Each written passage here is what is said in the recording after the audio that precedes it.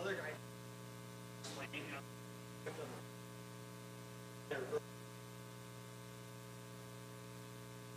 I don't know how.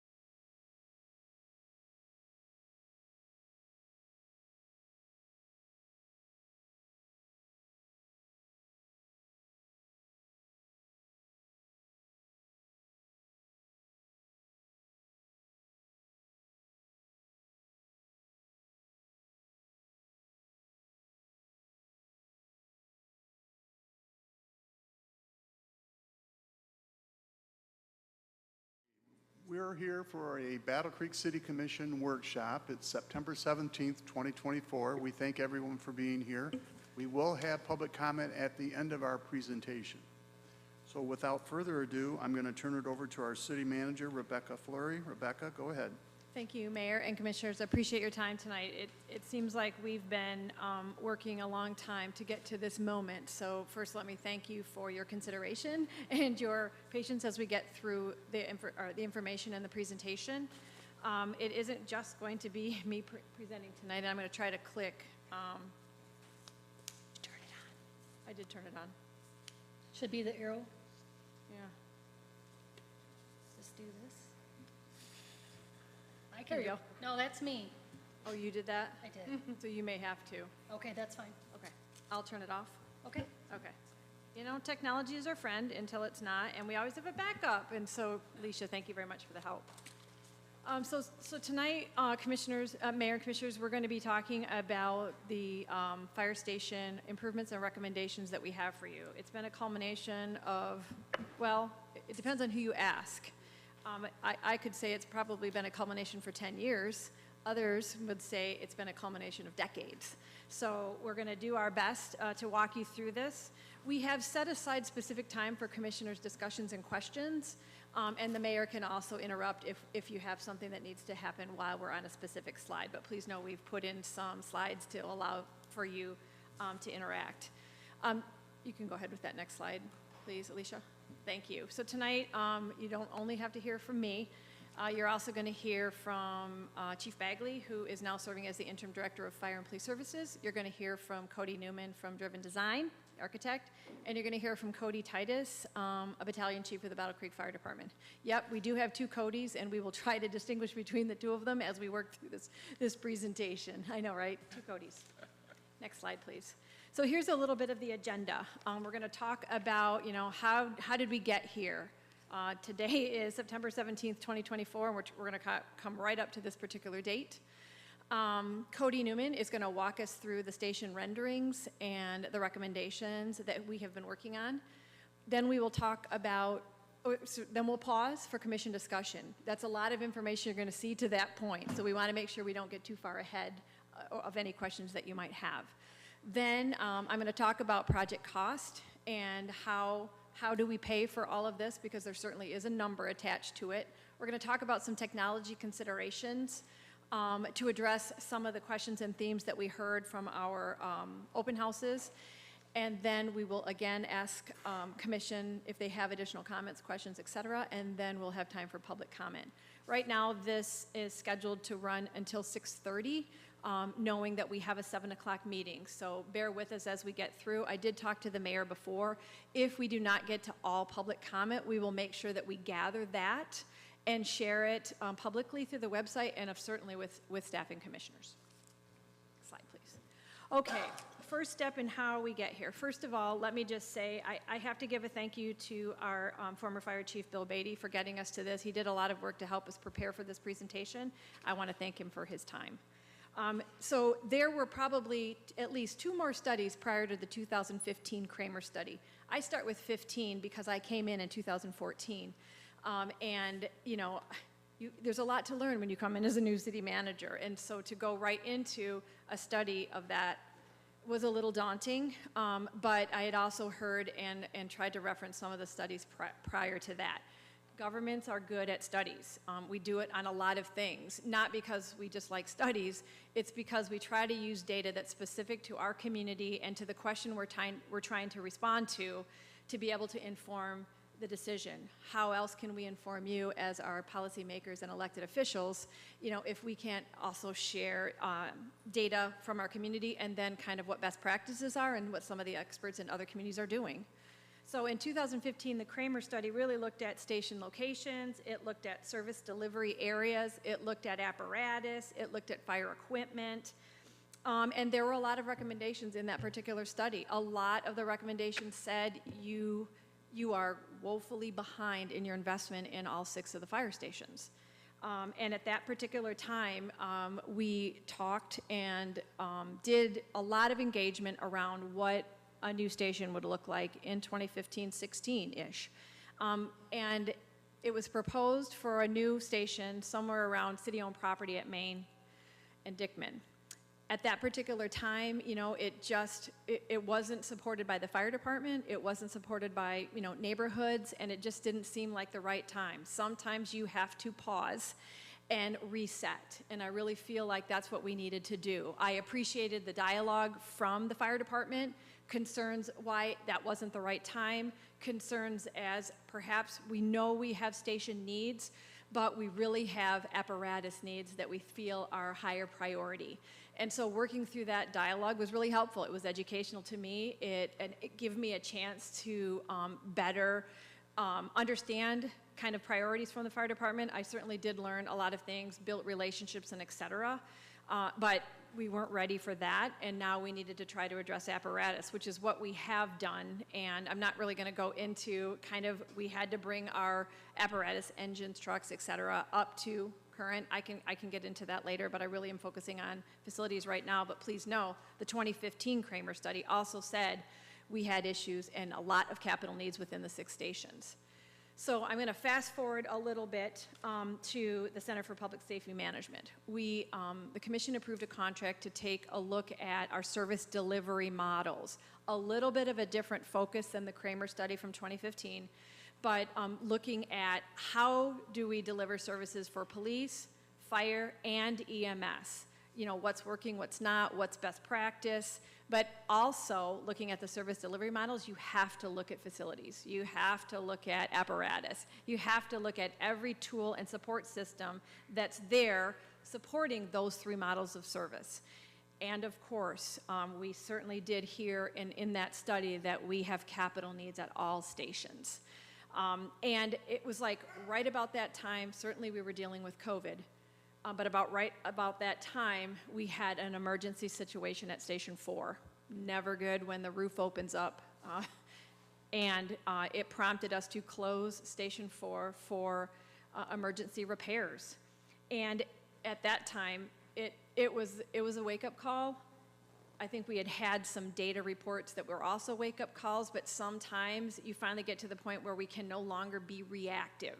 Okay, Station 4, it's an issue. It's not safe for the firefighters to continue to work out of that building. We will close it and do what we need to do to bring it back into a position to be able to house firefighters again. I would tell you that the time that we did that, I had no idea it was going to take 14 months. But as you know, as all of us know, for homeowners or property owners, whatever, you start to fix one thing and something else comes up. And, you know, we don't really want to be in the business of just putting a Band-Aid on, I think somebody called it a sucking chest wound. Okay, that's a pretty big analogy, but you're right. So 14 months and $523,325 later, we were able to bring firefighters back into Station 4. So wake-up call, lots of money, and oftentimes when you're in a reactive mode constantly for facilities, they're more expensive. It's much better if we've got a plan and we're routinely putting resources into facilities. So during that time, we determined we need to take a look at all the stations. We have this emergency and we're going to address Station 4 right now. But let's get some experts in there to make sure we're not going to have another station with a roof that's going to open up and we're going to have to close it and displace firefighters. So the city engaged Whiteman and Associates to do a building assessment and an engineering assessment of all of the stations, including 4. And they did a tremendous job, and that information is, I think, still available on our website. The commission certainly has it. I certainly have all of the reports here in my stack. But really, what that told us was, we have needs in every station. Matter of fact, it also showed that we have 2 stations, one built in 1902 and one built in 1904, that just don't make sense to continue to put taxpayer dollars into the buildings. They're beautiful, they're historic, but for the modern fire station with a 24/7 professional full-time fire staff, they just don't work for those teams any longer. And we'll go into those we'll go into the specific recommendations for Station 2 and Station 3. Those are our oldest. built in 1902 and 1904. But again, I want to point out every study that I've been involved in, and even the ones prior, we have decades of disinvestment in our fire facilities, and that's unfortunate. But we cannot go backwards. What we're trying to do is get us to a place, create a baseline so that we can continue to strategically plan and make sure we get into the regular routine and maintenance so that in 50 years, the next city commission and city manager isn't standing here doing the same thing. We want to break that particular cycle because the cycle we're on right now is unsustainable. It's unsustainable from a human resource position as well as a financial resource position. And we are all tasked with being responsible stewards of taxpayer dollars. And sometimes it's hard that we have to come forward and say that includes a potential change with stations and a closure of a station. So that's really how we got there. Next slide, please. So we took all of those studies and the discussions that have happened within the fire department, within our facilities people, with Whiteman, with everybody who has looked at all of our stations in any capacity, and we had to make some assumptions. And they're hard assumptions. The assumption that we are recommending to the commission is that we no longer invest in the current Station 2 or the current Station 3, built in 1902 and 1904. We have a hard time finding fire apparatus that will fit. If you just look at Station 3, it is landlocked. It is in the beautiful Post-Franklin neighborhood, right across from the Post factory, but there is no property on either side that the city could acquire to be able to expand. And we know that we have to only use certain size vehicles to get in there. And you know, there's just a lot of history around that building, and it is beautiful. I'm going to talk a little bit more about that. Station 2 is in the same position. It is a beautiful historic station sitting on Washington Avenue, right across from the Federal Center. It has deep history, just like Station 3 does. But again, investing in the building as it currently sits is not I could not sit here in front of you today and tell you that that would be a good idea. It's beyond its useful life. As a matter of fact, the average life of a fire station is 50 to 70 years. And I just told you we have a station built in 1902 and 1904 that we're still using. So we'll come back to that in a little bit. So the other thing we decided to do was let's talk with an architect. Let's engage an architect and talk about what are the needs, what can we do with the stations that we have right now, what does it mean when we say we want to bring facilities up to the modern fire service? And, you know, I was really grateful that when we reached out to Cody Newman at Driven Design, he was, you know, he didn't even hesitate to be able to help us. Not because he's a preferred bidder, but because he's a Battle Creek resident. And it was really important for us that we use somebody that has a history with the community and understands the importance of location and architectural, but also can see the need of how do you provide fire service to almost 53,000 people in the stations that we have. So I want to give Cody Newman a chance to say a few things, and then I'll go on to the last 3 bullets. Cody? Perfect. Thank you very much. We're very excited to be a part of the team, the Driven Design team that is. With the city, we began working with the city on this, doing several studies. We started by doing a digital scan of all of the existing facilities and reading all the prior reports. So we went through each one of the prior Kramer reports, the Whiteman and Associate one, any one that we had, just to kind of start seeing what information we had, as well as meeting with several of the firefighters at the stations, talking through kind of what their needs are and desires, and then Chief Beatty as well, working with him, you know, again, just to try to get this, moving this forward, and Rebecca and the city. We did attend the Fire Department International Conference in Indianapolis this past year to try to make sure we had the latest technology being implemented, safety, really making sure that we were designing for the health and welfare of the firefighters. Thanks, Cody. I appreciate it. Mayor, you know what I forgot to mention, and my apologies to Commissioner Simmons. He is currently military deployed, but he is participating remotely as the law allows. So I just wanted everybody to know if you hear a voice from above, it would be Commissioner Simmons. Say that again, sir. Low. Want us to display it real quick? Sure. Yes, they can actually display, so you can see him. Chris, do you have any questions as of right now? No, I'll wait till the question and answer portion. All right. Commissioners, any questions? All right, Thank you. very I good. Proceed. Just wanted to make sure if anybody heard that they'll put him, there he is. So they'll put him on the screen, but no, he's with us, and we'll keep going with the presentation. So after we engaged Cody, it was really important for us, one, to get some things out there into the neighborhoods and do some community engagement.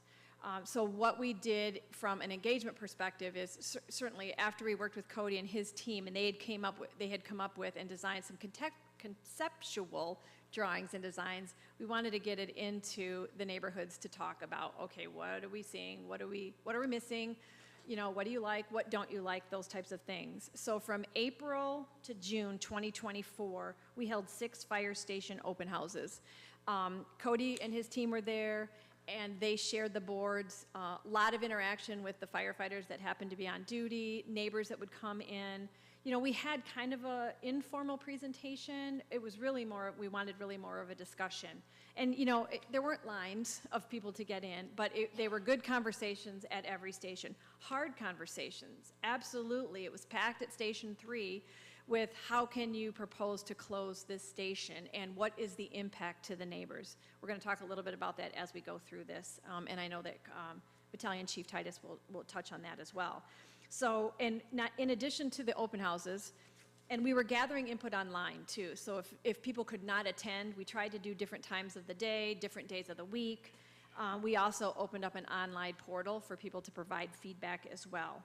In addition, we also spent some time with NPC1, specifically talking about 3, the proposals, how we got there, how they felt about the impact, which they felt was incredibly negative. And we listened. We had some hard conversations. And I wish that I had a different answer. However, I still feel that the proposal and the recommendation to close Station 3 is prudent, and I think in the best interest of the fire department at this time and the resources.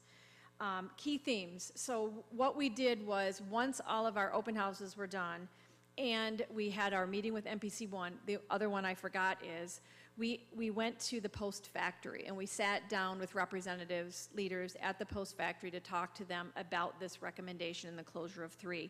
They certainly have a huge historical connection to that station as they contributed it to the neighborhood. The working bell system is still in Station 3 that's connected, that's directly connected to the factory. And there's a lot of history and relationships between that fire station and the post company. And it was also a tough decision, a tough discussion. Certainly we got a lot of input and feedback, and I think some of the ways that we've changed our recommendations to address some of the biggest themes that we heard, I hope that you see that we appreciate the feedback and will continue to take feedback, and that we've made some changes in our recommendations to get to today. So those themes that we kind of that we chose as the top based on all of the comments that we had. And it wasn't only from neighbors, it was also from firefighters, whether they're current firefighters or past firefighters. We appreciated all of that dialogue. Such history we hear, and I see some of them in the audience, and we've appreciated understanding from their perspective how we got there and their experiences, as many of them have lived and worked out of Station 2, Station 3, and there's a lot of history and information that we've gleaned from them. Key themes. First one was staffing. So when we first started talking about these recommendations with the fire department and the firefighters and the unions, the biggest concern was, well, if you're going to go from 6 stations to 5, the concern is that you're going to reduce our staffing numbers. That's never been part of the conversation. This isn't because we think we have too many firefighters. In some instances, I think we could say we probably don't have enough firefighters. And as we advance some discussions around EMS, those things have to be discussed. But this has more to do with investment into a building that can no longer serve its purpose versus numbers. So, I don't know what else I can say, that it's never been a part of reduction in staff to go from 6 stations to 5. I could never say never, because, those are decisions, and unknown, we have unknowns right now. Nobody knew in 2015 we would have a global pandemic. Nobody knew in 2015 that, the legislature might change our tax our tax structure that would impact the city's revenue. All those things are out of our realm, but from where I'm sitting right now as the city manager, it's never been part of the discussion. It's always been about providing the best stations that we could to support a modern fire service. So staffing, response times, absolutely, that came up many a times, particularly from Station 3 and from Station 2. And, Cody Titus is going to talk about that I think in a little bit, or maybe now. I'll come back to that in just a minute. Response times are a big deal. There certainly is a national standard. And I think if you're the person that goes out and reads every annual report that the fire department puts out, you'll see that for the most part, they blow out the national standard. Our response time in almost any station is within that national standard. Cody, did I say that right? Do you want to add anything? Sure, I Thank can you. right there if you want. So yeah, NFPA has a national standard, 1710. It kind of breaks down the requirements for response times. It breaks it down so far as all the way back to dispatch time. So dispatchers have about 40 seconds to process, or to answer a call, then they have 106 seconds to process that call. Once they process that call, there's around an 80-second turnout time, and then 240 seconds to an on-scene time.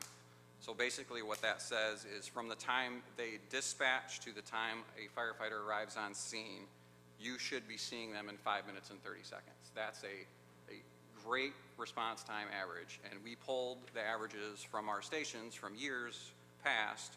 So if you go back to 2023 and look, the response times for all of our stations not only meet that 5 minutes and 30 seconds, but exceed it. Some exceed it dramatically by almost a minute. So as a city, our response times are incredible. If you go back one more year, as she said, in 2022, we had the closure of Station 4, which during the closure of Station 4 sits central to the city, but with it closed, the firefighters were displaced and units responded from outside to in. So when 4's area called for services, those other outside stations responded in to cover that area. And even within that time frame of 2022, we beat the national average, except for one station, of course, Station 4's area. But other than that, all the other response times still stayed above average. So even with the closure of 4 during the 14 months when it was under its rehab, we still as a city did a very, very good job of meeting that response time. And we also discussed in the past, as a city, Station 1 has been opened and closed throughout history. So there were certain times in the city's past where Station 1 was served as just administration. So that means there was no fire response. So what is now considered Station 1's district was covered by Station 3 at that time. So over the annals of history, this city has flip-flopped and moved staffing in order to facilitate either station moves, station closures, or rehabilitation of stations. So do you want me to go into the the current situations with the stations, or? Sure, go ahead. Sure. All right. So the other thing I can speak on is I've been with the city for over 15 years. I've worked and lived in each one of these stations. As most of you know, we work every third day. So we basically live in these stations. As a matter of fact, I turned 45 this year. I think we look back in the annals, and not only in the 15 years that I've been here, the emergency rehab of Station 4 has been the only thing that's been done, other than some paint and some odd ends. So even in not only my career, but my entire lifetime here, these stations have not been properly upkept. So if you look back at our 6 fire stations, all but one have sleeping quarters that are conjoined sleeping quarters, which means every person that's on staff that day sleeps side by side by side. Doesn't matter of anything, they're stacked in. One of our stations has a bathroom which you have to pass through to get to that bedroom, which is a very kind of weird situation depending on who you have for staffing that day. Of our 6 stations, we only have one station that has a separate bathroom for women. All the others have it's just a bathroom or a shower, or we do have one station that has a separate half bathroom. So it's a very unique situation, especially with the modern times when things are changing. And traditionally, this was a service that was dominated by males. Now it's changing. So this is something that as we move forward, we need to combat. And there is no way to combat it with what we currently have. And as city manager said, 2 of our stations were designed for horse-drawn carriage. So if you look back, none of us were here for that. That's well beyond anything we could ever imagine. So these stations were designed to hold horses and a horse-drawn pump, not today's modern apparatus with its, not only its size, but its weight and its capacity and what it does for diesel exhaust when it comes in and out of these stations. There's a lot of technology and a lot of things that have come for safety.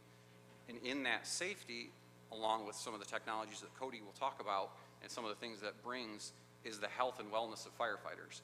Some of the other things that we don't look at is we have a station alerting system, and what I mean by alerting system is when we get toned out for a medical call or for a structure fire, we get a tone, dispatch is how we're dispatched, and when we respond to those calls, it's great during the day because we're all awake and here and we can talk to each other, but in the course of the night, we're allowed to fall asleep.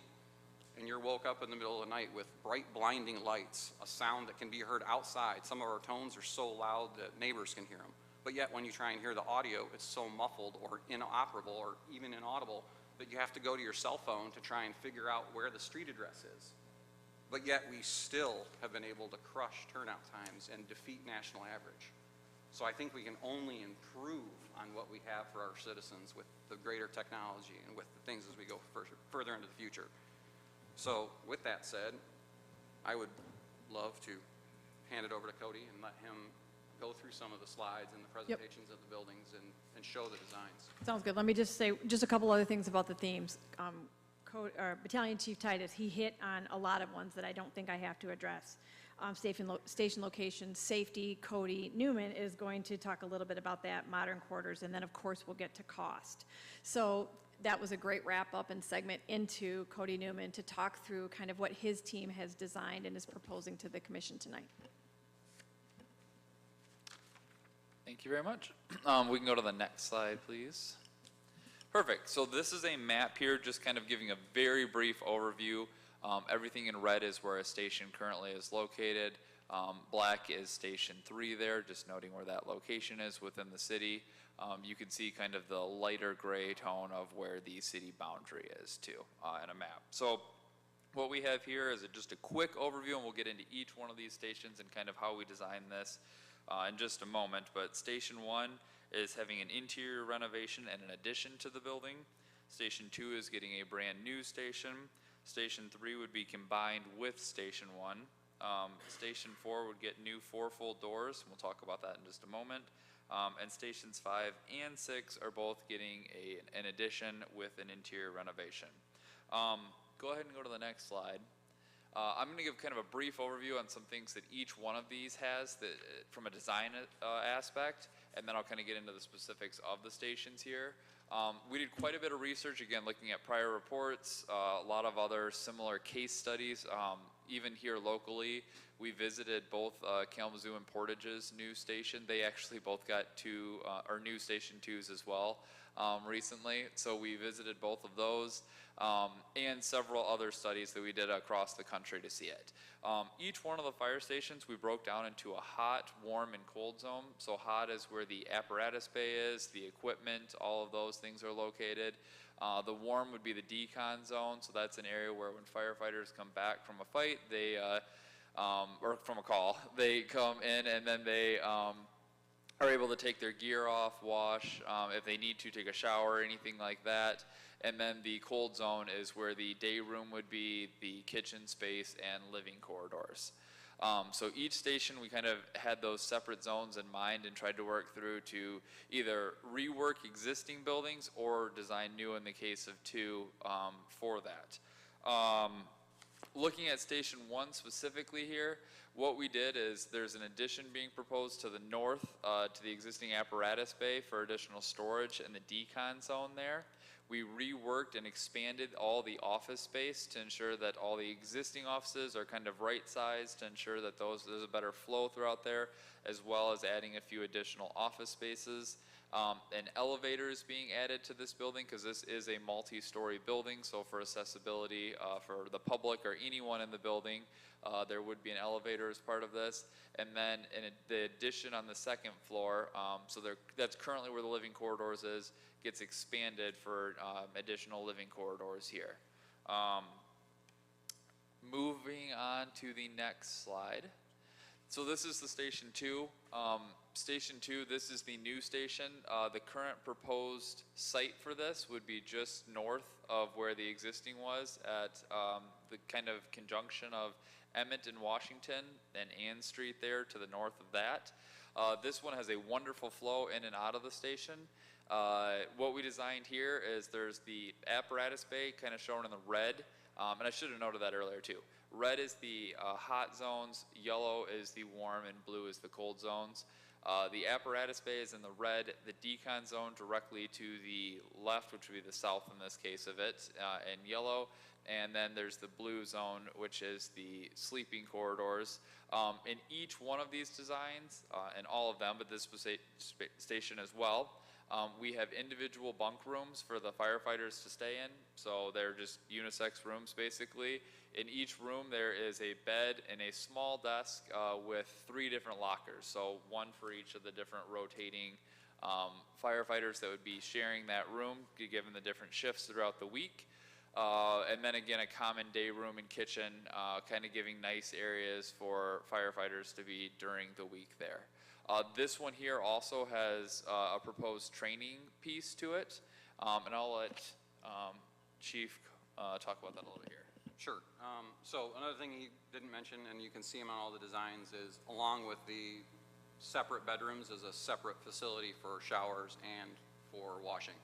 So that's kind of all tagged in there. But the nice part about Station 2 with the ground up is we were able to design a multi-story training area within it, which serves 2 purposes. One, we do not require any credentials when we hire firefighters here, so we do all of our own in-house training.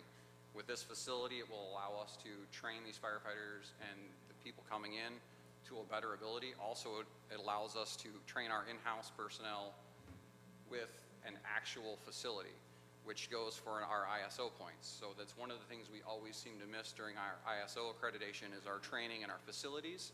This gives us an actual fixed facility that meets the multi-story component of that ISO part. So that's a huge part in the end of ISO.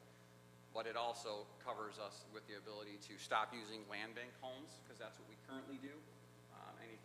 Our current training house is a house that was a land bank home, which was amazing. It was given to us, but that in and of itself has also become to a point where it's in disrepair and it will have to be turned over and not usable. So with the ground up, with 2s, it was able to put this facility in it. I think it's another great add. I think I also want to add, if I could, both Cody's, is that the reason why Station 2 is being selected for a new station is it is the station that responds to the most calls for service year over year, and it is in a fairly good area. The neighborhoods that it serves, you know, it is central to the number of calls for service that they have. So, you know, this year we're on tap to do over 9,000 calls for service, and the biggest percentage come out of Station 2. I forgot to mention that. Yeah, and that's an excellent point. We took that into consideration, obviously, too, as we went through the designs and factored in that. Of course, it was a difficult decision on any of these of what got new, what got additions, you know, what changed, but that was certainly something that was taken into consideration. Design-wise on this one, we tried to kind of go with the context of the neighborhood. Right across the street is Grace Health. The Federal Center is just down the road here, and then obviously the neighborhood to the north, as well as Emmett Street going down towards the college and the hospital there. So kind of try to design with the context, but also provide something unique there. We'll talk about the doors on this. On the front of this station and all station, we're proposing 4 full doors. We did quite a bit of research on that. Those doors, a typical overhead door, in the event of emergency, we lose power in the city or anything, the generator hasn't kicked on. An overhead door is very difficult to get open. You got to pull the latch, try to throw it up. It's got to go up several feet to get it. It's slow. The 4 full doors, in an emergency, you pop a latch, you push it open. It's really easy. They just slide open that way. And they, thinking of response times again, open in about half the time of a regular overhead door. So again, safety and efficiency is what we're looking for here throughout the stations. Station alerting system would be in this. That would be state of the art for this one and all of them that's being proposed. something that, again, firefighter safety, health and welfare is all considered in there. Making sure that when the alarm goes off in the night, it's a little bit more gradual, something so that they're not woken up into a shock. And again, audible, making sure they can hear where they need to go. And we also have some other alerting systems too that we'll talk about in a minute when we get through this here too, in technologies. So next slide, please. Station 4, this one, it was noted, quite a bit of work had been done to this over that 14-month period, kind of renovating the interior of it. The only thing that's being proposed at this time to Station 4 is those front doors would be replaced with 4 full doors as shown in this rendering here. The rest of the internal space of this station would remain as is. And next slide. Station 5, this was one of the most fun and challenging sites. It's a very tight site where this one's located. This is located right next to Lila Arboretum in the town here. What we're proposing here is the existing apparatus bay would become renovated to be part of the decon space, that warm zone, and then a new apparatus bay would be added for a vehicle there. It would just be a single one at this station as it currently is. And then this is just a one-story, so there's no need for an elevator or anything in this project, but it does have the separate bunk rooms and ADA and just unisex restrooms, as well as the day room and kitchen on the back side of this property. This one here, we also reworked the site a little bit for parking. Right now the parking is kind of to the back, and it's really difficult to kind of park even for the general public, so that was kind of proposed as part of this as well. Thank you. Station 6, the last one here. So currently, right in the middle of the building, and it's kind of hard to point, but it's right there is what the building is. There's where it kind of bumps out on the top and the bottom there is what's being proposed as the addition. There's currently 2 apparatus engine bays, and their proposal is to add another 2 plus the decon space to the south there. This one here is located on Capitol Avenue. The idea with that is to be able to add additional bodies here. We did add additional bunk rooms to the north, so again, individual rooms kind of around a core central restroom area. And then the basement, there is a basement in this one that's existing. That is also being expanded where there would be the fitness center. And the nice thing about this lot is the way that it slopes down, we're able to get windows and daylighting down into that basement. So it's kind of like a walkout basement type of deal. It's not a full walkout, but you're able to get the clear story light in there. So that was the general idea for this one. This one here, the goal was to try to make it another like a 50-year lifespan on it, similar to the other ones. We found out through the studies, the average fire station is 45 years. And so we're trying to make sure that we are planning for the next 45 to 50 years at each one of these stations. But this one here is in such a great location where it's at and where the city is that we're thinking of that as well. That's a general overview. Thanks. Next slide, please, Alicia. Okay, I think we mentioned too, in many of the themes and the comments we received is, are we using technology as much as we should be using? And I think both Codys have alluded to that we have some room for improvement. And so I'm going to let Battalion Chief Titus talk about the railroad notification system, because the railroad and the tracks came up in almost every discussion we had, particularly for 3, but also in others. And so Battalion Chief Titus will talk about that, and then Director Bagley will talk about Opticom, because not only does the fire department use that, but also the police department, the DPW, et cetera. And then we'll talk a little bit about that telegraph system that currently exists in Station 3. So, Perfect, thank you. So the railroad notification grant system, that's kind of a joint venture with the Calhoun County Dispatch. What it's going to do is all of our train tracks that run within the city are monitored. So within that CN, railroad, all of the things that go through the city are monitored by dispatch, and they have the ability to see what's closed, what's open, how long the trains are, where the trains are running, what time the trains are running. And with this technology, that information will be relayed to the stations and the rigs. So what the goal is if there is a closure or if there is a train crossing a track, it will alert that station or that rig as they're making a response that they can then alter their response or change which way they go, so that response times are basically negligible, the difference in what it would be originally. So a big thing is Post Franklin's neighborhood brought up a lot, and a lot of the comments you saw was, we have the railroad tracks, we have the railroad tracks, the only way to get here is from Elm Street, we have the railroad tracks.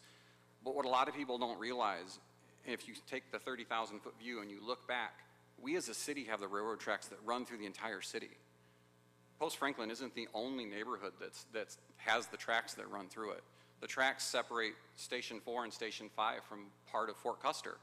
The tracks separate Station 2 and Station 1 from the entire south side of the city. So at any time, any station can be affected by the railroad tracks, not just Station 3. So with this ability, it will help Station 3's area, Post Franklin, but it will also increase our capabilities throughout the entire city. This technology will be in every new station and every apparatus. So as far as response times, I think it's, as a package, it will help in that huge part of people's kind of, will closing of Station 3 affect things? So I think that's a big part. And then I believe the other part is the Opticon system, which Chief Bagley is going to discuss, because that also helps with response times. Certainly. Thank you. The Opticon traffic control system is basically, it's technology that we're using to leverage to assist in helping not only with response time, but also with safety as responding to emergency calls and for snow plowing needs. So in a nutshell, what this technology does is there is a emitter within the emergency vehicle that will direct an infrared beam towards that intersection.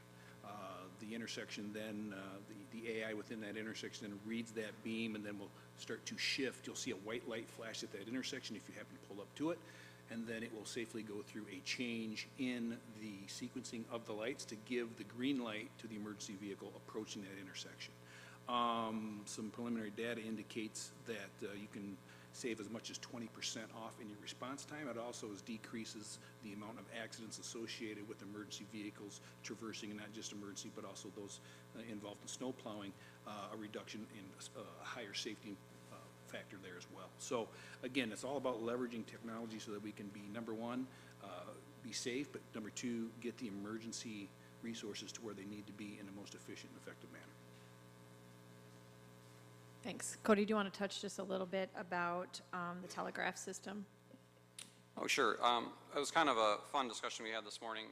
We were talking about the history and the beauty of Station 2 and Station 3 and how kind of it's a loss in some of the history and heritage behind these stations.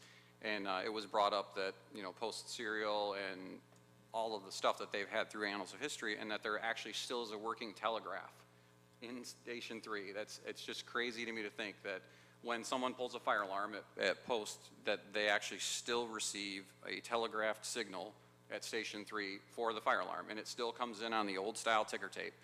So the fun thought this morning was, if this goes through and it does switch and they move that station staffing to Station 1, is there an ability to create some sort of a new conjunction with Post and move that telegraph system, not the historic one that's there, but move the history and bring a new one with the same kind of information and the same kind of abilities that's at 3's currently from Post to the new Station 1 as an homage to that station. So I think that would be fun. And I think with the new technologies and everything that's brought in, some of the other things that Cody didn't touch on was dispatching will be done not only through audio, but it'll also be done through TVs and through computers. All the areas within the stations will have computer monitors that will be able to watch dispatch and watch things as they type in, yet again increasing our time frame and our response. No longer will we have to find a cell phone and look to try and find an address. They'll be right there in the stations as we're walking out. Officers will be able to get added information along with the dispatch information from the computer screens, just like officers do on their MDTs when they're traveling to calls for PD. So all of that technology will be put into these stations. So we were just kind of talking about maybe we can also look into seeing if it's a fun way, if we can get some sort of a telegraph system to accommodate and to move that history to ones if this does go forward. Thank you. I appreciate that. And one last thing to add to that too, as part of the alerting system too, the system that we had looked at actually ties into the fire engine too. So like the GPS is already pre-programmed too in a lot of these cases. So when a call comes through, there's already a GPS ready. It's like you said, you're not fumbling trying to find the address, the best way to get there. It's talking with all the different systems and saying, hey, there's a train coming, we know that, here's the best way to get there in this situation. Thank you, I appreciate that. Next slide, and this is where we'll pause. It's a lot of information we've just given to the commission. There's some more coming, but we wanted to pause to take your questions, and so Commissioner Simmons or any of you, or Mayor, however you'd like to do that. Good. Let's go with Commissioner Simmons first. Chris, do you have anything? There he is. I don't at this time, thank you. All right, we'll start at the down at the far end, the Vice Mayor, and then we'll work our way back. I guess, some of this may be covered as we go through the rest of the presentation. So I guess I'll just kind of throw out my concerns. What happens to those stations if we stop using them as active fire stations? I do not want to see them become a burden to the neighborhood. I've seen that with far too many buildings, and the city of Battle Creek should not be should not be a problem. And I'm not saying that it is, but I want us to be very mindful and thinking about what happens to these buildings that are very much a part of these neighborhoods. I guess. Do you want me to respond to that? Oh, do we have plans, or? Well, so that came up a lot at every discussion that we had. So first, what we said was they're historic buildings, so demolition is not an option, and that we would work with the neighborhoods about what the reuse would look like. We have no preconceived notion of what it should be. We will work with the neighborhoods about what that looks like. And we've already had at least 2 organizations approach us about each. And so we want to be a help in that, but you're right. It is still be our responsibility to make sure that that is maintained until such time as its new life is formed. So that's the intention, and that we will have additional conversations with Post Foods as well. They've asked to kind of speak about that further, because obviously they have great ties to that. So please know that's both. And then, I guess, talking about the railroad notification system and the Opticom systems, have they been in place in other municipalities or other locations? Has it already been tested, and when would we expect it to go live? We actually, currently, PD uses Opticons on all PD rigs, and we actually have, our fire engines are currently being upfitted right now for them. So our current apparatus do use them. Around the city, there is a plan in place. They're strategically changing lights. There has to be a computer piece added to the top of the lights so that it works correctly, and they are retrofitting lights as we speak. So it is happening. It is currently being used in this city, but there are lots of cities nationwide that use all this technology and have had great benefit from it. And what about the railroad portion of the new technology? I can't speak for the one that Calhoun County has talked about using, but I know that Kalamazoo uses one, and that some of the other technologies like it are being used, and they've had very good luck with it. Thank you. Commissioner Smith? Thank you, Mr. Mayor. And thank you guys for joining us tonight. This presentation has been great. I was hoping somebody could discuss the southwestern portion of town, the Fort area. We're seeing a lot of development here, south of the highway, south of the highway down there in the southwest quadrant of the city. Are there concerns, was that part of the discussion at all in regard to locating a fire station? Do we feel like we're adequately handling that portion of town, especially when it comes to commercial developments which have their own unique kind of problems? It's not like your residential type of situation. Was that a variable in the conversation at all, or do we have any concerns even?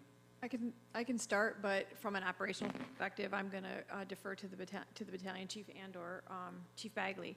So the locations are always going to be a discussion. I mean, because if you look at the Kramer study, or you look at the CPSM study, I mean, some show that we could go to 4 stations, and they're strategically placed in parts of the city. And that Station 4, the space on the south side that's basically covered by Station 4 and Station 6, there's always been discussion about, should there be a Station 4 or 4 or 5 or whatever that looks like on Helmer Road that services that area and gives us more, the resources out. I think that's something we have to continue to look at. I think if money were no object, we would probably just build all new stations in 5 different areas. But that's not feasible. And we have identified stations that are probably in good locations. We've talked about location of Station 5 and its service to Urbandale. Certainly the 4 and the 6 area has been discussed. And, what we're striving for in this proposal is to create this baseline and continually planning. Because, again, when we say that maybe the average life is 45 to 50 years, our newest station, I think, is 1974. So we have to continue to look at locations, calls for service, and development. So absolutely, that's been part of the conversation as far as where they are currently located and where they could be located in the future. Are we servicing those areas adequately? I haven't heard any complaints. Yes. But it's- Well, I think Battalion Chief Titus can say that. As we looked at response times, even going back to 2023, we have had no issues with response times. I think some of the, and this is I'm not trained in fire, but one of the other things was how much water capability do we have on that south side, and what can we do if it's not another station or a new station, how do we increase our capacity for that? And that's been a part of this discussion all along, and that's why you want stations that are outfitted for the modern fire so that we can put the modern apparatus and the pieces that are needed to be able to add water or get more people to certain areas. Did I say it? I probably. No, you're fine. Okay. And you're correct. That is 4 and Station 6 cover the largest geographical area in the city. And of those 2 stations, they do have some of the larger response times, of course, because they're the largest geographical areas. I mean, it only makes sense. In their current configuration, they do meet standard and they do fall within the parameters of what they need. But as the city manager spoke, there is a very strange area in Station 6's area that doesn't have fire hydrants. Yeah. So, I mean, these are little nuances that a lot of the city doesn't even know or realize. So in those areas, could we do better? Yes. Is this the best with what we have currently? Yes. In the future, the one station that didn't get touched in all of this other than a set of doors is Station 4. Mm-hmm. So as the city manager said, this is only a step forward in the progression of getting these stations back in. And in a recommendation from me just off the cuff would be that this gets done and this moves forward, and then we look at, instead of waiting 50 years, as she said, Station 4 is probably the next one that needs a new station. And then we do a study and see how we can service that fort better, because the Fort Custer is one of our biggest tax base, right? I mean, that's a lot of the jobs, a lot of the tax base. That's where the city is moving. The city is pushing that direction. So it probably will in the future not be in a correct location. So you bring up a great point, but yeah, within this bond, that is the one station that doesn't get touched. So I think that would be the next logical step in the future. Okay. Thank you very much. Currently, we meet within standard. Appreciate it. Thank you. The only thing I have just to add to that, because we did study this and look at this, as you mentioned, a lot of the new growth is happening on the south side of town and expansion. A lot of the newer buildings have fire suppression systems in the commercial buildings, like new alarm systems, a lot of that stuff, versus a lot of the homes and, the areas around Station 1 and 2 specifically there, are older, an older stock, are more susceptible to that, don't have as many working or tested fire alarms or systems like that. So that's, again, something that was taken into consideration. As that grows, hopefully the buildings themselves have a lot of those systems implemented as well. Great. Thank you very much. I appreciate it. Commissioner Reynolds? Yes. So my question would be, so if you needed more assistance in for the Station 4, other stations within the city, would they interact as well too in the response time? So yeah, so all of our stations respond. It all depends on what type of emergency it is. We are an all-hazard city. Our fire department covers everything from calls for EMS, calls for fire service, hazmat, high-angle rescue. I mean, the list goes on and on and on. We basically, if no one knows how to figure it out, they call 911 and they send a fire engine. I mean, that's pretty much it. This is why our call volume is respectively going up year after year after year. And this year, we're tracking for 9,000 calls, which is unheard of for the city. So yes, what we do as a city is we are all one department. So if Station 4 is out on a call, another station gets called into their area, whatever station is closest. If Station 4 has a fire call, all stations respond to Station 4's area, and then whomever is in command will command the fire, do whatever, and then try and free up as many units as possible. If perchance we have a situation where we have more things than we can handle, we do have neighbors that we rely on. We rely on mutual aid. We have contracts with all of our local entities around us that we do provide mutual aid. We assist them and they assist us if needed. So for instance, so because Post is next to Emmett Township, they would help, is that what you're saying? Not on an initial call, but if a call for service, if we exhausted all of our current resources, so if Station 3 is out on a call, Station 1 would go to 3's area, depending on where it is. If Station 1 and 3 are out on a call, Station 6 would go to Station 3's area. It's all depends on, with the technology, geographically where each rig is. So they send the closest next available rig. And then once all of our rigs are exhausted, then it's up to command staff to try and get that local assistance from neighbors. Thank you. Commissioner Morris? Thank you, Mayor. So first I want to say that I do understand the need for sustainability. However, I do still have concerns about the railroad and Station 3. At the open house for Station 3, I recall Chief sharing that it could take an additional 2 minutes to respond from Station 1. And to me, that is a lot of time in an emergency. So I guess I'm just wondering if we have any data, because I know that we have talked about from outside to inside response. So do we have any data from the current Station 1 location responding to Station 3 and how long that would take? Because when you were talking about Station 4, I noticed that you mentioned that the response time did not beat the national average when we had to respond from outside to inside. So kind of to cover what you're talking about, so when Station 4 was closed, their average response time did increase by just less than 1 minute. So with Station 4 being closed, the response time did go about a minute different. So from what the chief had discussed within there, that is possible. But again, it all depends on the situation. It's so fluid and so dynamic and hard, because if you call 911 in Station 3's area and Station 3's at your house and the neighbor calls 911, which is right next to you, we still have to send another fire engine, and it's not coming from Station 3. Mm-hmm. So there's only one fire engine in that station. So with the amount of calls for service and the abilities, I cannot say for certain what the time frame is, if the railroad tracks are used or if a train is coming through, what the actual time difference would be. But I can say if he's saying it was 2 minutes, with our data and what we have now, the average response time from Station 1 was 3 minutes and 40 seconds. So if you added 2 minutes, it's still right there at the 5 minutes and 30 seconds. And then like Station 3's average response time currently on this one was 4 minutes.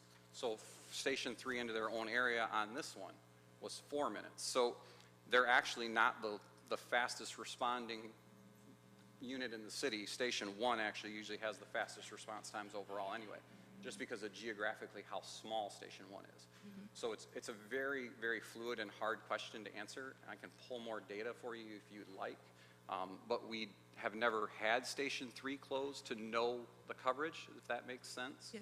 So it's kind of a best we can guess, Okay. Best we can do. Thank you. I definitely would like to see some more data on that.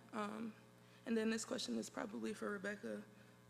In the past, have we considered having a partnership with Emmett Township to respond initially? Or is that something that we can look at? We have not had, in my tenure, where we would refer to another entity to be the first response time. I could talk a lot of reasons why we probably would worry about that a little bit, is because they don't have 24/7 fire service. So for us to be able to respond, to ask Emmett to respond, they're still going to be bringing in part-time to get into there, grab a vehicle and come. I couldn't, right now, sitting here tonight, I can't imagine where that would be a better service to the residents of Battle Creek, because we could get another station from wherever to respond, I think, quicker than if we started with Emmett. Okay, thank you for that. At this point, even though we're not through the presentation, I still am up in the air about it. I think that I would like to get some more information on how we can solve the issue of the train, because we can use this technology to know when a train is coming, but we don't have any technology to tell us when an emergency is going to happen. It's true, and we face that everywhere in the city. As Battalion Chief Titus shared, we happen to be a community that's got a train that runs through all of our boundaries. And I have been impressed with how departments in our neighboring jurisdictions use the train software to be able to impact that in the most positive way that we can. Nothing is perfect. No technology is perfect, because as Battalion Chief Titus said, every 911 call is not the same. So, we're constant, our firefighters are constantly responding to a variety of calls with a variety of parameters. We could have roads closed for construction, or where our own construction crews could have closed a street, and that is going to be more impactful to response times than a train. So, that information is given on a regular basis to help try to reroute and find the fastest route. So, I hear what you're saying, Commissioner, and I certainly understand it, and response times are one of the things that we talk about and address and review and search data for to try to do better. I think what we're really proud of is, if you look at our response times historically, we are way below the national average, and that's something that we should lift up, and it's mentioned when we talk about things like being accredited or meeting the ISO parameters to get the best rates possible. But thank you, and we can certainly do some data dumping to be able to share that. Thank you, and I do want to say that I really appreciate the response times that our fire department does have, and I appreciate how they care about our community. I just want to make sure that we have all of the facts before making a decision. Yes, appreciate it. Commissioner Ballard? Thank you, Mayor. I just want to follow up on a couple of things. The response time out to the fort with mutual aid of just the couple $1 million loss that the building sustained out there, the mutual aid worked very well, I take it. I can't speak to that call in particular. I don't know the parameters behind it. But I do know that, yes, out to the fort, we do have mutual aid with the VA, which is the only other entity around us that is a full-time fire department. So they have 24 staff, just as we do. So yes, any call that for service into Fort Custer gets an automatic mutual aid with the VA. And we do the same. If they request help, we go assist them. Okay, thank you. And then I'd like to follow up on the Vice Mayor's speaking in regards to the buildings. I would like to see if, post in the one station, and then the other station you have someone interested. I just want to make sure, in my mind, we're going to relinquish the ownership so we have no cost going forward. Is that correct? That is the plan. That's the plan. Okay, thank you. Yep. Well, with that, we're going to take a 5-minute break just to, Okay. We're a little bit behind, just so you know, Mayor. okay. We won't take the 5-minute break. Are you sure? That is totally your prerogative. I just want you to know, No, we're just we'll go ahead. We'll go ahead. Are you sure? Yeah. Okay, don't advance that. Yeah, because, what I'm about to put up there is cost. Everybody has asked at every conversation we have about cost. And I wish I could tell you that things are really inexpensive and bids are coming in well below our estimates. That's not the case, although we did finally have one project that came in below estimates just recently, so I'm going to consider that a positive. But these do have costs. So the next slide, go ahead, is kind of the breakdown of cost. And yeah, we have looked at these numbers and massaged these numbers, and we value engineered based on what we heard from a lot of people. And this is how we derived these numbers. But I must say, again, right now, we're only at the state, these are estimates. These are estimates, not bid amounts. But, you know, I think we had experts do a really good job in getting us close to what bids could be. And so I want to put that out there, because when you look at numbers that exceed 25 million, that gets, you know, it even makes a city manager and a finance director's heart skip a beat. And so it makes us look introspectively about, okay, what can we actually afford? What is this really going to cost? And how are we going to pay for that? So what you're seeing right now here is an estimate breakdown for each station. So Station 1, the estimates, I don't have to go through each one of them, but I wanted to specifically call out the building alert system are what Battalion Chief Titus was talking about. That's where it's a new system that allows low light, it's graduated tones, because if, you know, think about yourselves, you're in the middle of the night and all of a sudden the lights are bright, you're hearing a very loud siren, and that's probably not the best for your health, physical or mental, when we know there are new systems being designed that allow that to be a lot gentler and calmer, and yet make sure that fire personnel is ready to go on that particular call. You know, we have focused in the past at least 4 years specifically on the health, both the physical and the mental health of our firefighters, of our police officers, and et cetera.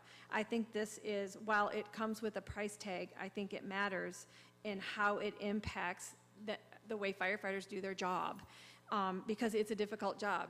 As I loved what Battalion Chief said, we are allowed to sleep. Yep, because that's what happens at night, but oftentimes they're awakened in their sleep more than one time, more than 3 times, because, you know, they are professionals, and we want to do that to the best of our ability. So I just wanted to point that out. And then A&E is actually architectural and engineering fees, so I wanted to make sure that was clarified. So just looking at right now, specifically at the total building estimate above, we've got a total of 25.5 million. But all along, as we talked about, hey, we don't have 25.5 million to be able to pay cash for everything. I wish we did. I absolutely wish we did, and you know, again, that's not where we're at. But we had a lot of projects that we knew we couldn't fund with ARPA, or that were beyond what we could afford or be comfortable with in the general fund, that we just haven't been able to address. But one of those issues that continues to kind of be elevated is the Kellogg Arena. And we're about to see almost a $60 million expansion and an opening of the McCamley Hotel, which is phenomenal. But that hotel is very reliant on the conference space that Kellogg Arena has. And so we don't want to offer a conference space that doesn't have a working HVAC system. And we're getting to the point where we're kind of at a critical spot there. So the only other expenditure that we are proposing in this bond request would be for the Kellogg Arena HVAC and exterior facade, because of the community investment into the new hotel as a teaching hotel and as a place to be proud of in the center of the city that's going to bring in a lot of people. And I could tell you how booked they already are and their doors are not opened. That's a positive sign, and we're looking forward to that. But, you know, it's a necessary thing. And we're presenting that as an option to be included in this particular bond proposal. And then, of course, there are always bond issuance fees for our financial advisors, underwriters, and then bond counsel. So right now, with all that in place, that's a total bond estimate of just shy of $28.5 million.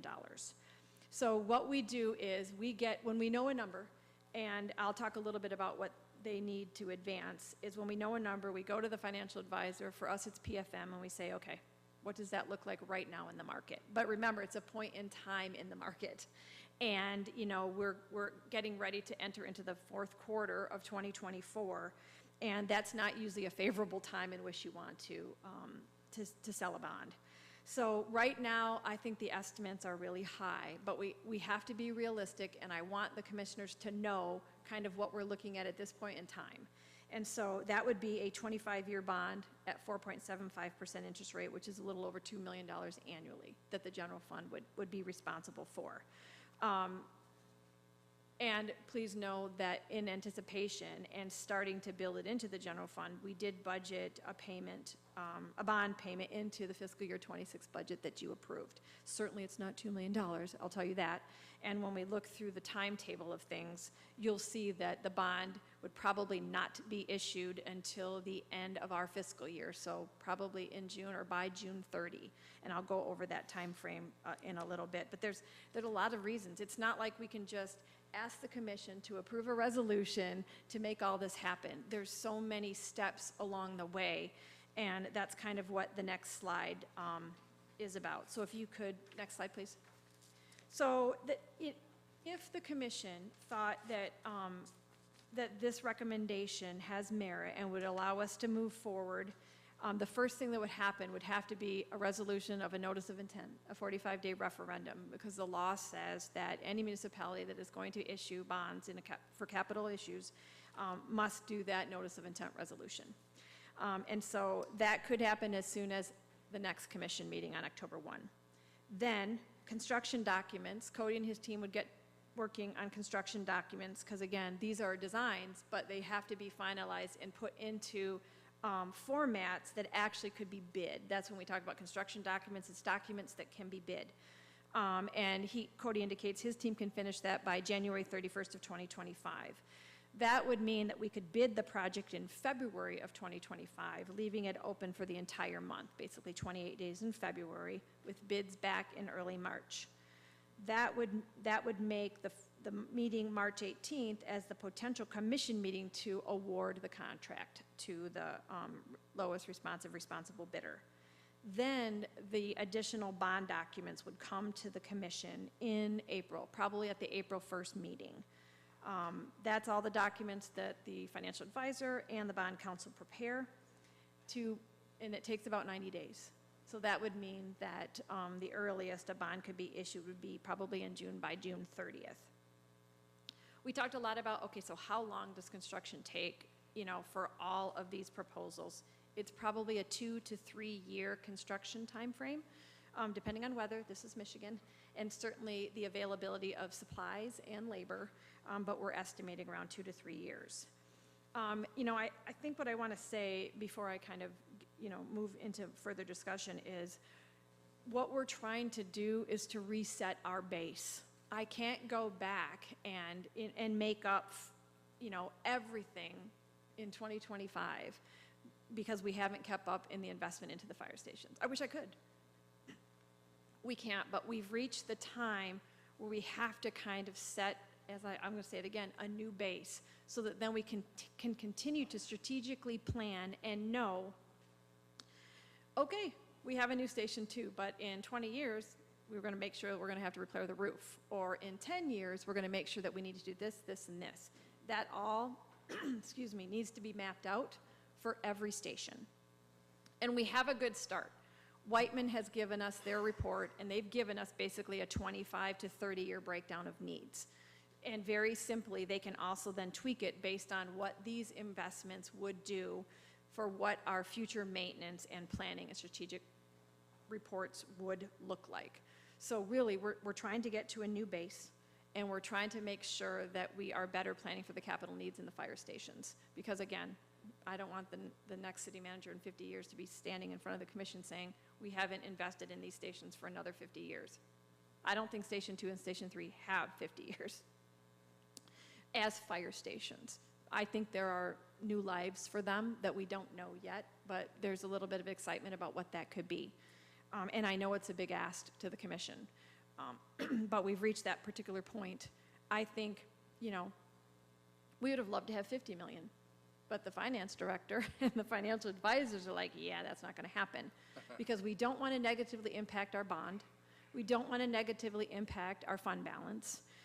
And, we want to remain, in a good, strong fiscal position, which we are right now, better than we have been in 25 years. We want to keep that, but we're only going to hurt ourselves if we continue to kick this can down the road from fiscal year to fiscal year. I wish I were standing up here without this many requests, but this is the picture. And, you know, we were very, I think, diligent and careful to plan over these last 2 years to not, you know, not stand in front of you and say, we need to build 4 new stations and this is how much it's going to cost. We are trying to use what we have strategically and what's feasible and what realistically we should be investing tax dollars in. And in some stations, in 2 and 3, it's just not prudent. No expert, engineer, facility, assessment center has said that we should continue investment in those buildings for a fire station. So I think with that, if I didn't forget anything, team, I thank you for allowing us to go through a lot of information. Thank you to the public who came out and provided a ton of feedback that we hope that we listened to, and we used it to inform this recommendation and inform us as we go forward and continue to lift up the Battle Creek Fire Department, who, you know, who show up and are so professional, so respectful, and give the best service that they can to the neighbors. And I'm grateful for each man and woman in the fire department. And Cody? the only thing that I just wanted to add real quick that wasn't noted was during the estimated 2 to 3 year construction process, the stations are to remain open. We're not entirely closing stations. We would strategically work with the contractor on what the overall process looks like. We don't know what exactly that is. Certainly we're thinking 2 would be built right away because it's easy, it's an open lot right now to do that, with another station addition to happen at the same time. But we would then move people around as needed between stations and keep stations open as long as possible, doing additions on the side, and then, you know, closing down an interior to renovate that, just so the stations are not closed or repositioned for any extended period of time. And we believe that the closure of Station 3 and the moving of that company to 1 would be the last. I mean, all of our discussions have included that would probably be the last, only because so many things have to happen before that can happen. And that gives us more time to talk with potential stakeholders who may already be thinking about reuses for the 2 facilities. Okay, let's go through questions one more time from the commission. We're going to start on the right with Commissioner Ballard. Do you have any questions Thank you, Mayor. or comments? I just have a comment because I know the people that come to our meetings will have the comment, and that is about preparing for these type of costs in the future. Could you elaborate at all that we have the ability to put money aside when we have something like this, or the police station, or anything else that's coming up, public works, et cetera? Yep. So yes, in an ideal world, we're working on that. Certainly, we actually have a small portion of our millage rate that goes for capital improvements. It was actually approved by the commission at the time we bonded for the police station. And so what we've always done when we have large capital construction projects is the general fund will support the majority of it, but we also ask the department to contribute to it as well. So chiefs are thinking, okay, this is the year in which we will take on some of these responsibilities financially. Not all of it, because we understand if you're, even for this one, if we're talking about $2 million a year, the fire department budget cannot support that. So we are working that into the numbers for the general fund, which is why we talk with the finance department and the financial advisors first. And then Rebecca says, I want $50 million, and they say, no, Rebecca, you can't have $50 million. This is the max. We would really like this, but you can't go over this. And so we're well within that parameter. But then start using that as bonds fall off, those monies then could be set aside for capital projects. We do have a couple coming off in 2025 and 2026 that will certainly help make the estimated $2 million payment annually. So, so we're not just going to tack it onto the general fund. We are thinking about ways that with the money we have right now, how will we afford that, and what are we doing to set aside? So I think it's $1 million or $500,000. And we're continuing to put that into a general capital improvement fund. Thank you very much. You're welcome. Thank you, Commissioner. Commissioner Morris? Thank you, Mayor. Really, I just want to thank everybody for taking their time to put not only this workshop together, but all of the work that's been going on over the years to look at how to make our fire stations better, safer, more sustainable, and more comfortable for our firefighters. And I also want to thank the public for coming out. We really appreciate you guys, and I can't wait to hear what you have to say. Thank you, Commissioner. Commissioner Reynolds? I just want to echo what Commissioner Morris has said. I just want to thank everyone for the hard work, the time, the cost that you put into this presentation and to give us the information that was needed. Thank you. Thank you, Commissioner. Commissioner Smith? Thank you, Mr. Mayor. I'd just like a little bit, we kind of touched on it early on in the presentation in regard to diesel fumes, I think it was. But I'd like to know a little bit more about how this plan, if this plan is the appropriate place for it, A, and if it is, what the plan is, regarding, sanitation equipment, talking about, the filters for diesel, for example. I know there's special equipment for getting the debris and chemicals off of firefighting equipment and just those type of things. Is that included in this plan here, or is that separate? Or are we going to use existing resources? Could you just fill us in a little bit more? Absolutely. The intent is that there would be new systems for that in each one of the stations. So there would be new filtration systems. In the decon areas, there's a slight negative pressure held in there just so that everything's kind of kept and contained and filtered into that space. So that's where all the firefighter gear is. Same thing with venting for all of the diesel engines and everything else. All of that equipment would be examined, and that's all included in the cost analysis as well. So new HVAC systems for all these, because a lot of these are at the end of their usable life as well. Excellent. Thank you very much. Appreciate it. Thank you, Commissioner Smith. Vice Mayor, Sophia? Just echoing Commissioner Morris and Commissioner Reynolds, thank you to everyone that has worked on this. I know that there have been many conversations throughout many years, I believe. I know we've got some retired firefighters here today, and I think they could probably speak to some of the conversations that have occurred back when they were active here. So I appreciate everybody's interest and willingness to be here and add to the conversation. Thank you, Vice Mayor. Commissioner Simmons?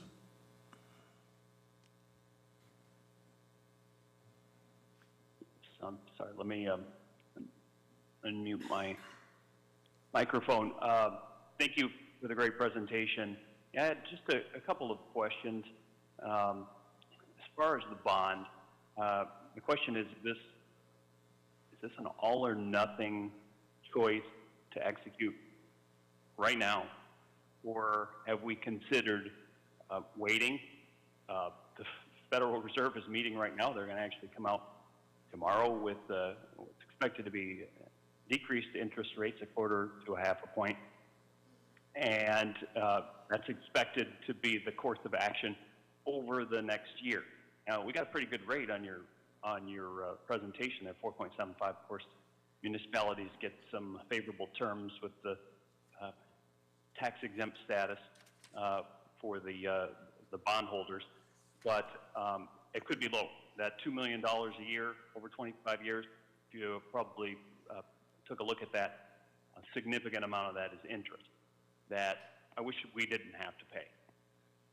And then as far as my question about an all or nothing approach right now, have we considered a laddered approach? Have we considered, okay, what is our most pressing need right now? If that's fire station, whatever we need it most there, let's do that now. 5 years later, what's our next need? 5 years later, what's our next need? I'm a little concerned. We put all this money in. Right now, they're supposed to last 50 years. 50 years down the road, we'll all be long gone. Well, maybe Commissioner Morris will still be there, but I'll be gone. We just be saddling them with a bill all at the same time.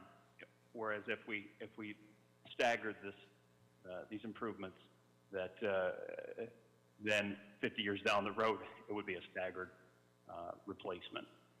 Just a couple of questions there. Thanks. Thank you very much, Commissioner Simmons. Do you want me to respond, Mayor? Sure. Thank you, Commissioner Simmons. Great questions. And you're, oh, okay, I'm not going to look at him anymore. All of a sudden, I was looking at him, and then we're not there.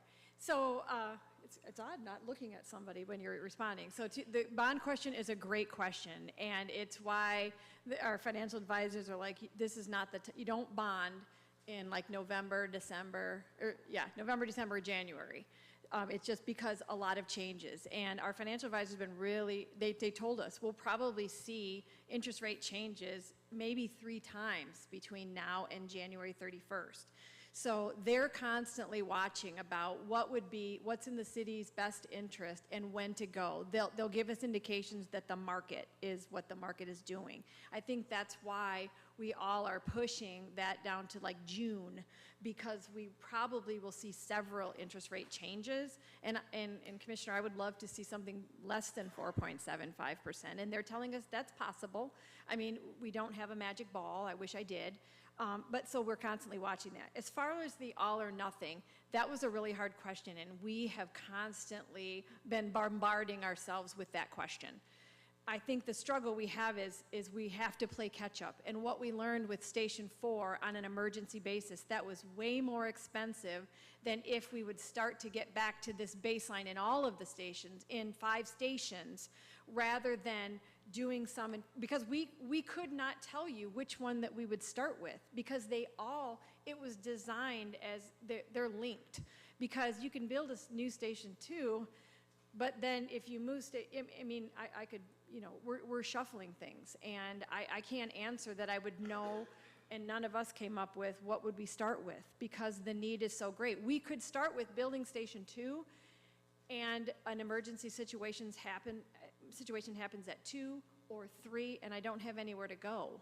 Now, that could happen during the course of these 2 to 3 years to construct, too, but it's what we kept bumping up against. And, the firefighters deserve better, and I think better means we have to reset the base, and you have to do it with all of the stations. I wish we could do it with 6 that we have, but 2 of them just don't meet the fire needs for a modern fire service. So I don't have an answer. We could not come up with a staggered, even a stair step every 5 years, because by the time we got to the 5 years, we are then 5 years behind on, let's just say, the 4 other stations that need what we're sharing for us to be able to address the health and safety needs of the firefighters, for us to be able to use modern technology to make sure we're doing all we can to not be delayed by trains, road constructions, or traffic signals. So we struggled with it, and it was decided that we all would come forward as this is kind of a package. This is kind of a package. Certainly, the commission could say, we're not comfortable with the package, and we want you to do these things. And then we would have to go back and rework that and tell you the impacts, the pros and the cons, from a service delivery perspective, a financial perspective, and then anything else that I'm not thinking about right at this moment. And the only other thing to note on that is the youngest station that we have is already 10 years past what the estimated usable life should be. And that's the youngest station that we have. Again, some of them are 100 years old at this point, so. 120, so. Don't underestimate. So. Very good. I'd like to conclude by thanking city staff, the fire department, and Cody Newman for their hard work over a long period of time. I would suggest that we continue to monitor the response times, especially from Station 1 into Post Franklin, and report back to us on a monthly basis so we can observe those response times. I'm not upset about it, but I have been pushing for an ambulance authority because I really feel that we're ineffective in our response time to the citizens with the ambulance service that we have, but maybe that's for another time. With that being said, the commission is done now. We're going to open it to public comment. We don't have a lot of time, I got to be honest with you, but we'll get as many people as we can. I'll start out with Jim Marino. Jim?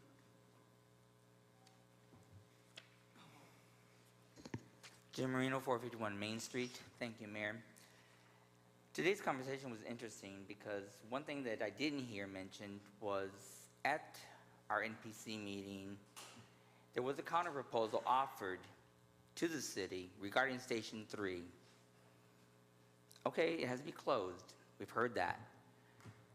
But as I said, there was no mention of the counter proposal. I don't know if it's in your package, but if it's not, what we offered is 1 and 3, basically the idea of Main Street and the business loop, that intersection right there. Now's the prime time to take care of that situation. Don't wait 10 years, 20 years from now. Get it done now. I think the residents in the Post Franklin deserve better service than being put on the shuffle of technology and said, well, we got all these great things in technology that can help get us across wherever, whenever, in the city, never mind the train. I say, you know, technology doesn't work all the time. Tonight's a good example. Flickering screen, Commissioner Simmons appears in and out. Just in the last few weeks, we've had the internet situation go down drastically and take down private industry, government, the like. That's all technology. So we need to move forward. You talk about baselining things.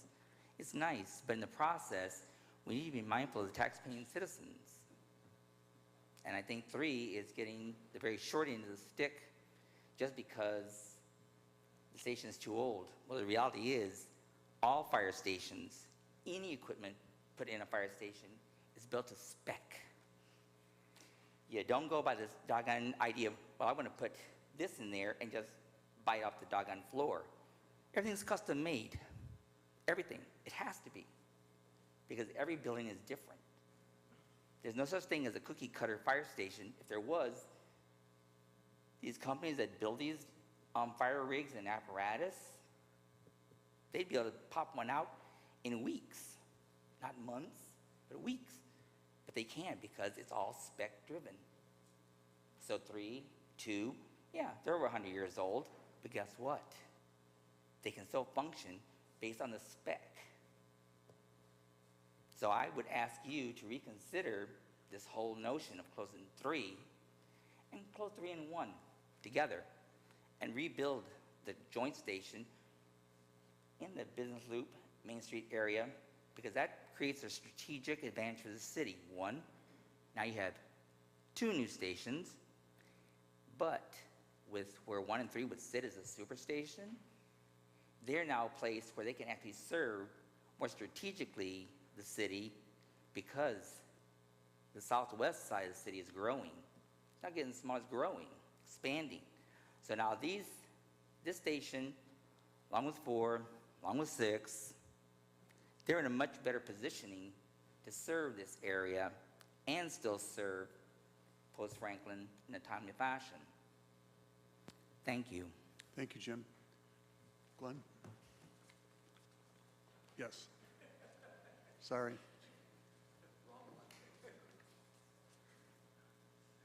Hi, I'm Chuck Yarger, 280 Pleasant View Drive.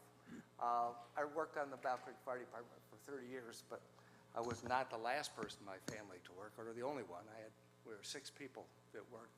Of the 6 of us that were firefighters, 5 of us worked at number 3 station, and it was my dad's favorite station. The one he always wanted to go back to, was never allowed to for some reason he could never figure out.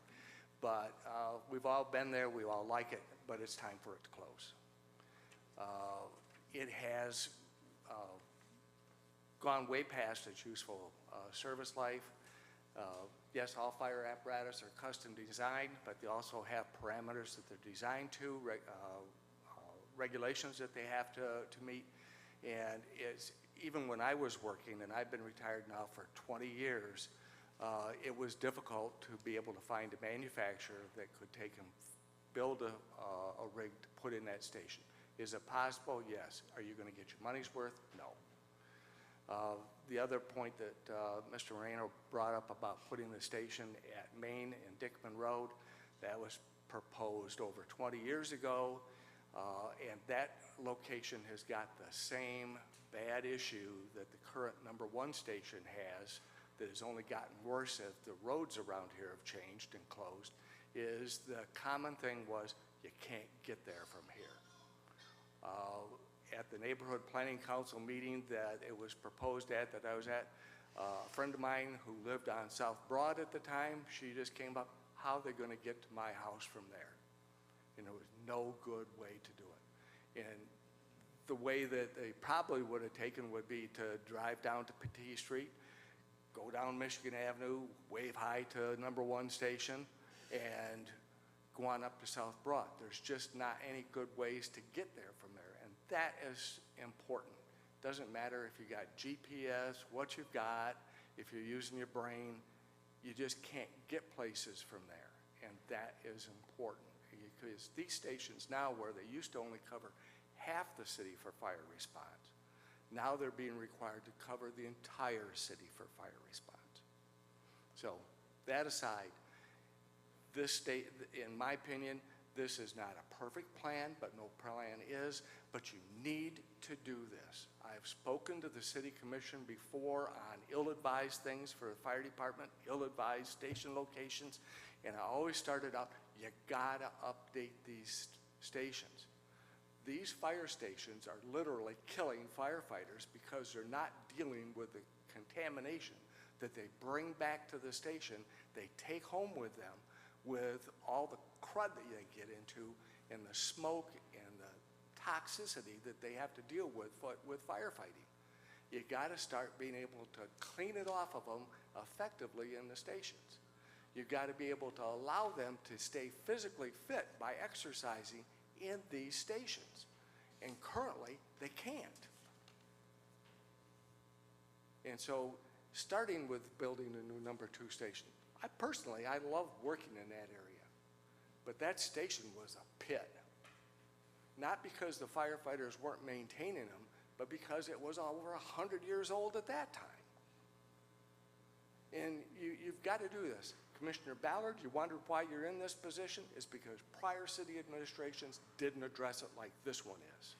They kicked that can down the road so far that now you're having to deal with it. Is it expensive? Yep, because we had administrations turn money back into the city, hundreds of thousands of dollars for 10 years. Thank you very much. Got to sit Thank down. you.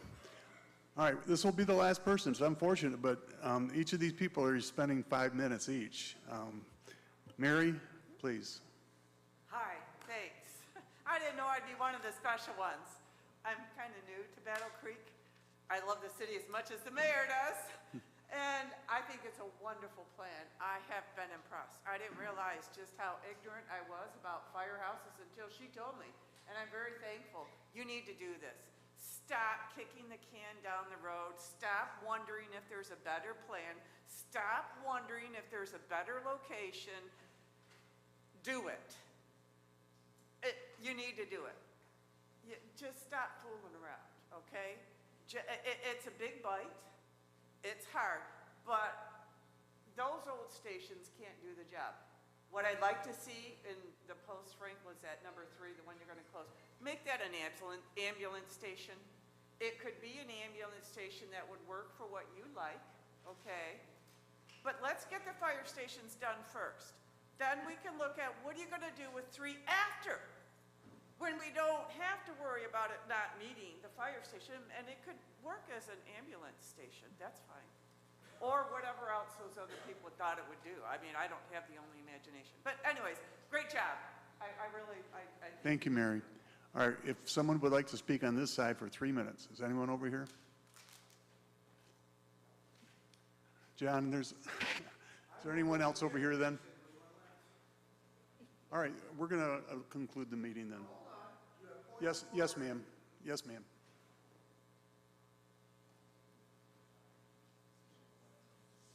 Hi, Pat Schellenberger. I live up on Horton Avenue. I've lived up there for a long time, over 50 years. And I haven't heard how much area land-wise is this new building going to take, the facility? Is it an acre or a half acre? What you're asking? We're just having public comment this time. I will have the city staff get back to you on your answer, all right?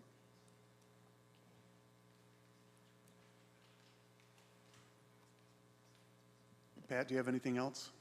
No, I just curious of the land how much it is going to be up there, where it would be located, where they wouldn't have to maybe destroy a lot of homes or something to put in that area. Okay, I'll have city staff get back to you. Okay, thank you. John, if you can be brief for 2 minutes? 3 minutes. 2 minutes. John Kennefick. First of all, I'm going to explain something very simple. Con artists, swindling con artist people, have 2 objectives. One is to con the target, which would be the citizens of Battle Creek. John, Let me please finish. speak to the subject. I am speaking to the subject. Please The second speak to thing the is subject. make sure that no one knows that they're being conned. This has kicked the can down the road for more than 20 to 100 years. You had 2 fire stations originally given to the city of Battle Creek, fire stations 3 and 2. You never put any money into them, no capital improvement plans. You created this situation, just like you created the police department scam. You've never put any money aside. What is more important, $425,000 for golf carts or money that would go to a capital improvement plan to these fire departments? You never did that. She just explained in this meeting that $2,900,000 are going to be going towards the air conditioning unit at the Kellogg Arena, not including the $2,100,000 that went to repairs in the past, only on one time, and $500,000 for the roof on the Kellogg Arena. You never put money aside. You engineered this problem. You could have solved this problem. Wasn't a difficult thing. Put money aside. Rebecca Fleury has been here for approximately 10 years, if I understand that right. She explained to us, apparently, that when she got here, she didn't do anything. She could have put a capital improvement plan in place 10 years ago. It cost $500,000 for station number 4? It would have cost a lot less if you got on it when it first had its problem.